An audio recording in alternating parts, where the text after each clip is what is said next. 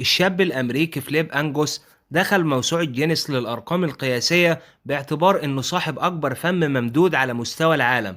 لما بيفتح فمه بيوصل لحجم 10 سنتي. أصحابه في المدرسة هم اللي لاحظوا الحكاية دي وساعتها شجعوه إنه يدخل الموسوعة.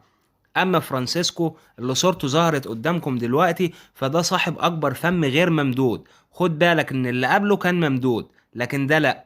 المهم فرانسيسكو ده لما بيفتح بقه بيوصل حجمه ل 17 سنتي. يعني من الآخر كده لو قابلته واتضايق منك احتمال كبير هيبلعك. أدريان لويس هي من أصحاب الألسنة الطويلة اللي دخلت موسوعة جينيس. طبعا في بنات يعني غيرها كتير وشباب دخلوا الموسوعة بخصوص نفس النقطة دي. المهم طول لسانها حوالي 10 سنتي. ولما بتيجي تتكلم مع ناس أول مرة تشوفها في حياتها الكل بيلاحظ الموضوع ده. الشاب ده بقى دخل موسوعة جينيس تقريبا في 2017 باعتبار ان هو واحد من الاشخاص اللي بتاكل كميات اكل كبيرة جدا. يعني بياكل حوالي 20 سندوتش في المرة الواحدة. بكرة او بعده هنزل لك فيديوهات عن اغرب الاشياء اللي في الموسوعة مش الاشخاص. كمان هحكي لك عن الحيوانات اللي دخلت الموسوعة.